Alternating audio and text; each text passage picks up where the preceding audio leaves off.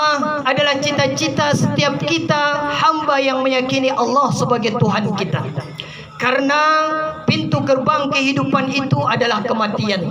Dan tidak ada satupun di antara kita yang tidak akan menemui kematian. Kullu nafsin za'iqatul maut. Setiap yang hidup pasti akan menemui kematiannya.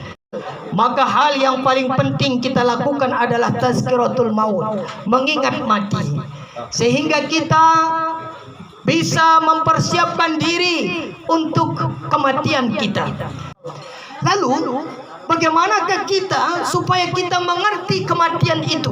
Rasulullah Sallallahu Alaihi Wasallam menggambarkan bahwa kematian itu laksana tidur pada awalnya, sehingga hal itu dibuktikan dengan doa yang Allah ajarkan kepada kita umatnya untuk tidur.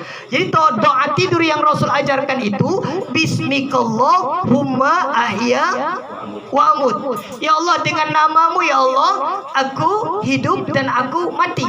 Jadi tidur itu adalah gambaran sederhana dari kematian.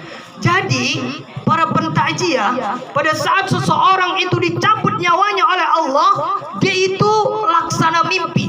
Dia melihat dengan jelas bagaimana jasadnya terbujur di rumahnya. Dia melihat dengan jelas bagaimana jasadnya ditangisi oleh anak istrinya.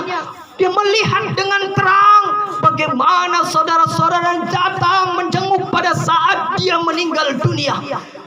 Kesakitan meninggal dunia itu tak terbantahkan, sehingga dia pun terpisah ruh dan jasadnya.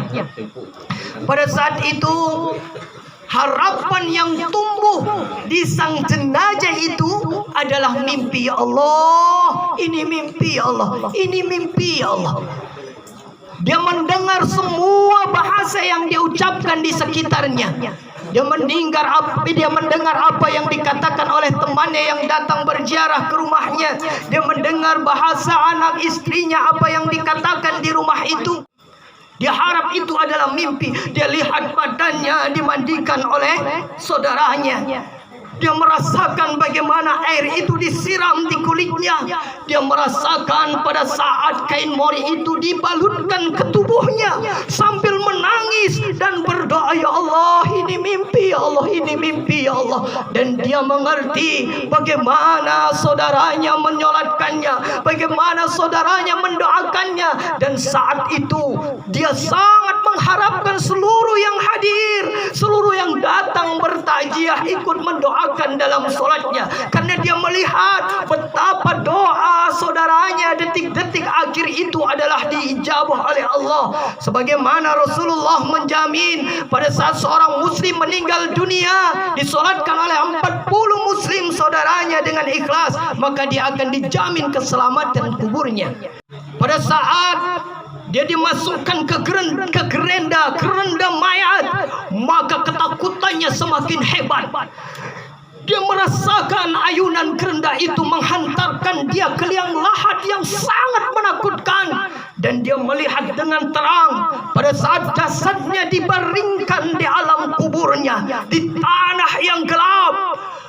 Tahukah kita, pada saat dia terbujur di balik tanah, di saat itulah dia baru menyaksikan betapa kebenaran firman Allah itu nyata.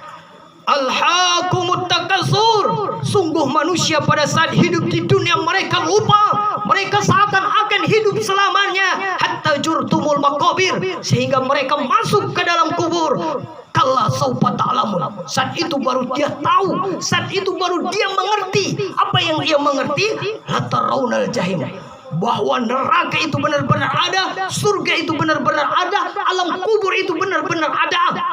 Kalau hari ini di dunia kita hanya mendengar dari Pak Ustadz, bacaan Al-Quran, bacaan buku, tapi pada saat jasadnya terbaring di balik tanah, pada saat itu latarawnal jahim, dia rasakan dengan kulitnya, dia lihat dengan matanya bahwa kubur itu benar-benar ada.